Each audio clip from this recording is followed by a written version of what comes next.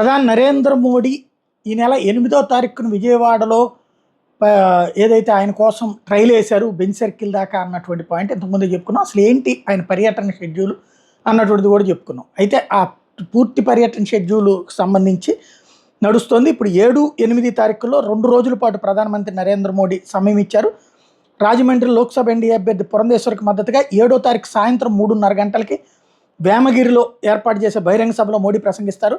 సాయంత్రం 5:45 గంటలకి అనకాపల్లి ఏదైతే సీఎం రమేష్ పోటీ చేస్తున్నటువంటి రాజుపాలెం సభలో పాల్గొంటారు.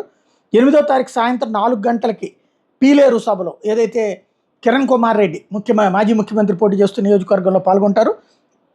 రాత్రి 7 గంటలకి విజయవాడలో ఇందిరాగాంధీ స్టేడియం నుంచి బెంచ్ సర్కిల్ వరకు రోడ్ షో నిర్వహిస్తారు. ఈ మేరకు ప్రధాన పర్యటన షెడ్యూల్ కార్యక్రమ నిర్వాహకుల వివరాలను బీజేపీ బుధవారం ప్రకటన వెల్లడించింది. ఇక్కడే అర్థం కాదు, ఒకటి విజయవాడలో 1 టౌన్ అన్నా పెట్టాలి, రెండవది అసలు బీజేపీలోనే పుట్టి బీజేపీలోనే పెరిగి కనీసం ఇంకొక కండవ మొహం కూడా చూడనటువంటి వ్యక్తి నరసాపురం పార్లమెంట్ అభ్యర్థి అయినటువంటి శ్రీనివాస్ వర్మ.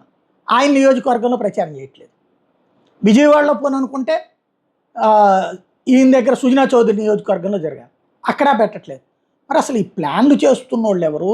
బుర్రుండి చేస్తున్నారా, బుర్ర లేకుండా చేస్తున్నారా?